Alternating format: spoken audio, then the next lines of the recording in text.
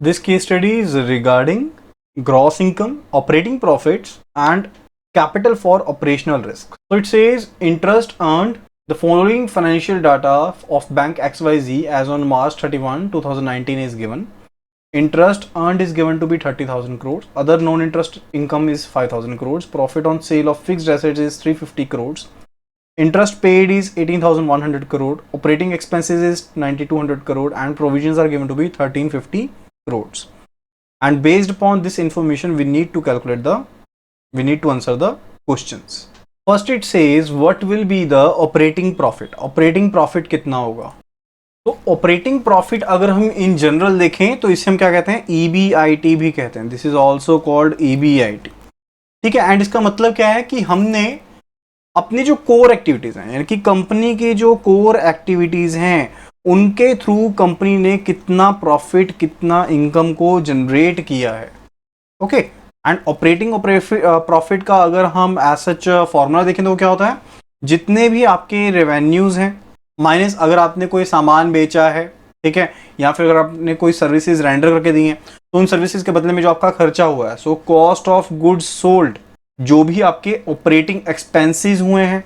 Operating expenses हो सकते हैं, एडमिनिस्ट्रेशन का खर्चा हो सकता है, या और एक्सपेंसेस हो सकते हैं जो किसी काम को चलाने के लिए हमारा पैसा लग रहा है, या फिर जो डेप्रिसिएशन है. ओके. तो इसे हम क्या कहते हैं? ऑपरेटिंग प्रॉफिट को हमने कैलकुलेट करना होता है. तो यहां पर अगर देखें तो ऑपरेटिंग प्रॉफिट क्या रहेगा? यहां पर हमें अगर हमारे इनकम के साधन देखें तो इंटरेस्ट जो आपने अर्न किया है, या फिर जो नॉन इंटरेस्ट इनकम है, या फिर जो आपने प्रॉफिट कमाया है फिक्स्ड एसेट्स की सेल के साथ, या फिर जो आपने अगर किसी तरह का थर्ड पार्टी आपने प्रोडक्ट्स को बेच के पैसा कमाया, वो भी इसमें काउंट होता है. ठीक है. तो यहां पर इंटरेस्ट अर्न हमें कितना दिया गया है? That is given to be 30,000 crore. Plus non interest income हमें कितनी दी गई यहां पर? That is given to be 5,000 crore. Plus यहां पर आपको जो प्रॉफिट है on sale of fixed assets, that is given to be 350 crore.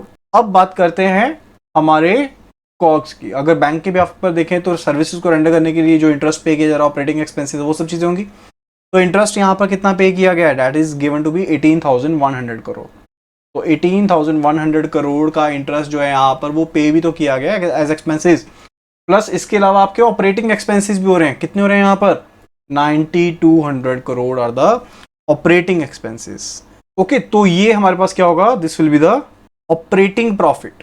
तो यहां पर इसे कैलकुलेट कर लेते हैं. That comes out to be 30,000 plus 5,000 plus 350 minus 18100 minus 9,200, that is 8050. तो हमारा प्रॉफिट, ऑपरेटिंग प्रॉफिट क्या है? 8050 करोड़ है. ओके. तो यहां पर एक टर्म दी गई है, दैट इज प्रोविजंस. लेकिन जो प्रोविजंस है इसे हम कैलकुलेशन में अकाउंटेबल नहीं करते हैं. तो as a basic definition provision क्या रहता है? प्रोविजन आपका एक ऐसा अमाउंट है जिसे आप साइड पर रख देते हैं किसी अकाउंट में, ताकि आप किसी फ्यूचर लायबिलिटी को कवर कर सकें. तो जैसे आपका मान लीजिए कि इलेक्ट्रिसिटी के एक्सपेंसेस आपके आने थे, आपका क्लोजिंग जो ईयर है दैट इज मार्च, आपके इलेक्ट्रिसिटी का अभी जो बिल था वो जनरेट नहीं हुआ, लेकिन इलेक्ट्रिसिटी आपने मार्च के लिए कंज्यूम की है. आपका इलेक्ट्रिसिटी का जो बिल है वो अभी जनरेट नहीं हुआ, लेकिन मार्च के लिए आपने इलेक्ट्रिसिटी कंज्यूम की है. तो आप एक लमसम अमाउंट इस इलेक्ट्रिसिटी बिल के लिए साइड पर रख देंगे. ठीक है. तो वो जो अमाउंट साइड पर हम रख रहे हैं वो हमने फ्यूचर लायबिलिटी को, यानी कि फ्यूचर में तो बिल आएगा ना मार्च का, उसको कवर अप करने के लिए रखा गया. तो वो क्या है? प्रोविजन है. एंड जो हमारी ऑपरेटिंग प्रॉफिट है इसको कैलकुलेट करने के लिए प्रोविजन को हम अकाउंट में नहीं लेते हैं. ओके. तो answer for first question it will be the 8050 crore.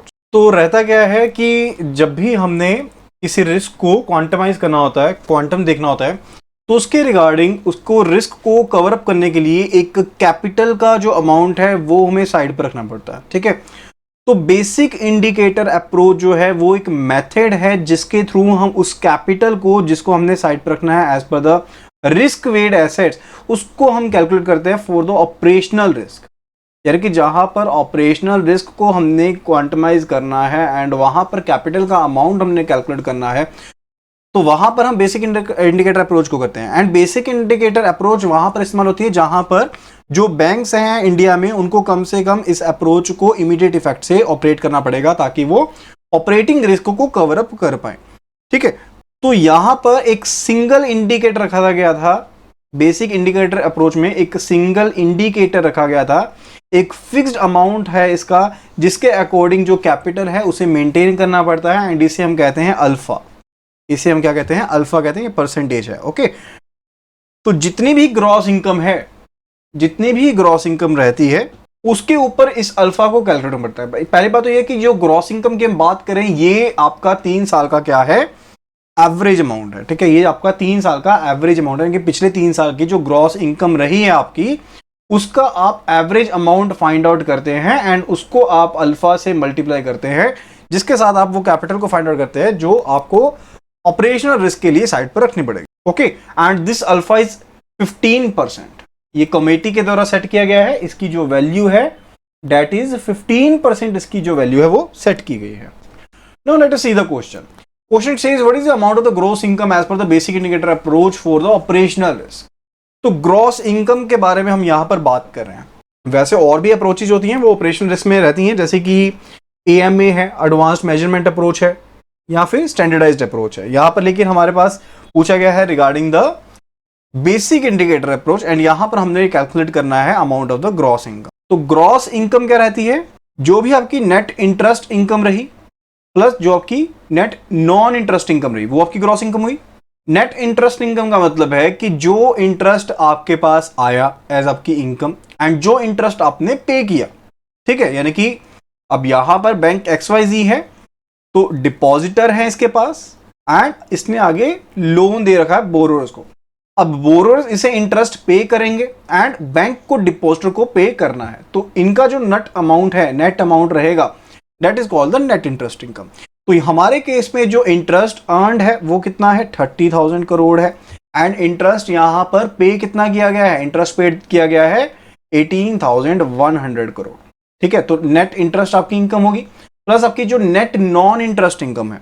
अब नेट नॉन इंटरेस्ट इनकम, जो नॉन इंटरेस्ट इनकम है यहां पर ऑलरेडी दी गई है, दैट इज 5,000 करोड़। ठीक है, तो जब हम ग्रॉस इनकम की बात करते हैं तो हम इसमें और तरह की जो इनकम आपकी अवेलेबल है, लाइक आपका पास जो प्रॉफिट हुआ है उसे कैलकुलेट नहीं करते। ठीक है, तो यहां पर इसे सिंपली सॉल्व कर लेते हैं। सो 30,000 माइनस 18100 प्लस 5,000, तो ग्रॉस इनकम जो आपके पास यहां पर कैलकुलेट हुई है दैट इज 16,900 करोड़। एंड इसे अब हम साइड पर लिख लेते हैं, क्योंकि जो हमारे नेक्स्ट क्वेश्चन है इसी के बेस पर रहेंगे। तो हमारी जो ग्रॉस इनकम है that is 16,900 crore. Okay, next question says what is the amount of the capital charge as per basic indicator approach for operational risk. तो कितना रहेगा? आपको मैंने ऑलरेडी बताया कि अल्फा कितना है, अल्फा कमेटी के द्वारा सेट किया गया है टू बी द 15%, यानी कि जो आपके पास ग्रॉस इनकम है उसका 15% रहता है जो हमें कैपिटल मेंटेन करना पड़ता है फॉर द ऑपरेशनल रिस्क। तो यहां पर ग्रॉस इनकम हमारे पास है 16,900 crore into 15%, that comes out to be 2535 crore. यानी कि ये आपके पास क्या है? रिस्क वेड एसेट है अंडर द। ठीक है, तो यहां पर जो कैपिटल चार्ज हमने यहां पर जो कैलकुलेट किया है that is 2535 crore. Okay, now the thing is कि इस कैपिटल चार्ज से हम फर्दर, अगर क्वेश्चन में आपसे पूछा गया है कि रिस्क वेड एसेट्स को बताइए, तो आप रिस्क वेड एसेट को भी कैलकुलेट कर सकते हैं। आपको करना क्या है कि आपके पास जो कैपिटल चार्ज है वो आपने कैलकुलेट कर लिया है, तो जो भी आपके पास वैल्यू आई है दैट इज 2535 डिवाइडेड बाय जो कैपिटल एडिक्वेसी आपको रेशियो मेंटेन करनी है, जो कैपिटल एडिक्वेसी रेशियो आपको मेंटेन करनी है अंडर द बेसल 3। ठीक है, उससे हम डिवाइड कर देंगे, that will give us the risk weighted assets. उससे हमें रिस्क वेड एसेट्स मिल जाएंगे।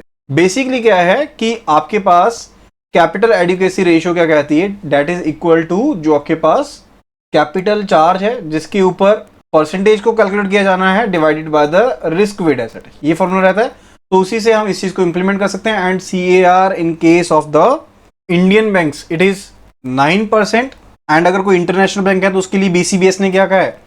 BCBS के अकॉर्डिंग जो आपके पास CAR है वो होना चाहिए कितना?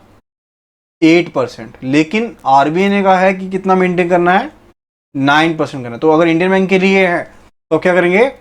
9% करेंगे। ठीक है, अगर आपके पास कुछ भी नहीं दिया गया है तो आप सिंपली 9% के साथ कैलकुलेट करेंगे। Okay, so it is 2535 divided by 9%. So simply 2535 divided by 9%, that comes out to be 28166.66. तो ये हमारे पास क्या है, रिस्क वेड एसेट्स आए हैं. Okay, so that is regarding the case study.